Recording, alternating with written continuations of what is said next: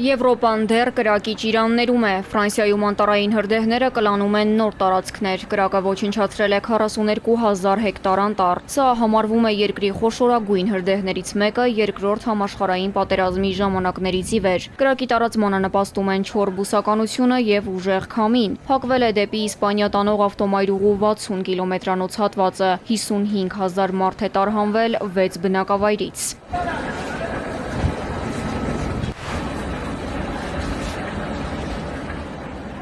Ֆրանսիայի ներքին գործերի նախարարը հայտարարել է, որ անկառավարելի կրակը հասել է Բորդո, մոտեցել երկրի ռազմաարդյունաբերական համալիրի խոշորագույն ձեռնարկություններին, կարող է կլանել խաղողի այգիներն ու գինեգործական ամենահայտնի շրջանը։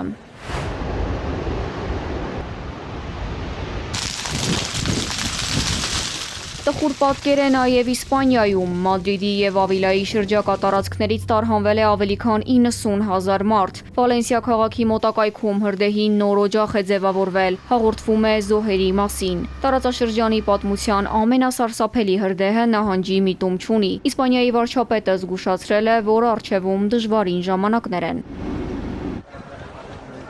Իսպանիայի թագավոր Ֆիլիպ 6-րդը և թագուհի Լետիսիան կիրակի այցելել են ապաստարան, որտեղ հարյուրավոր մարդիկ են ժամանակավոր բնակություն հաստատել։ Աջակցություն են հայտնել տարհանված ընտանիքներին, լսել նրանց պատմությունները, գնահատանքի խոսքեր ասել փրկարարներին ու կամավորներին։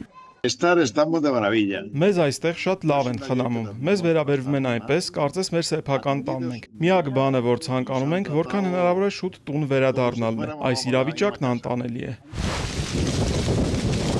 Իտալիայի հարավ-արևելքում ևս հրդեհներ են մոլեգնում։ Ծովափնյա որոշ շրջաններից նավերով հարյուրավոր բնակիչներ և զբոսաշրջիկներ են տարհանվել, քանի որ կրակի պատճառով ցամաքային ճանապարհները փակ են։ Առաջիկա օրերին իրավիճակի բարելավում ամենայն հավանականությամբ չի լինի, քանի որ ջերմաստիճանը բարձրանում է, իսկ անձրևներ չեն սպասվում։ Մարիա Հակոբյան, Էպիկենտրոն։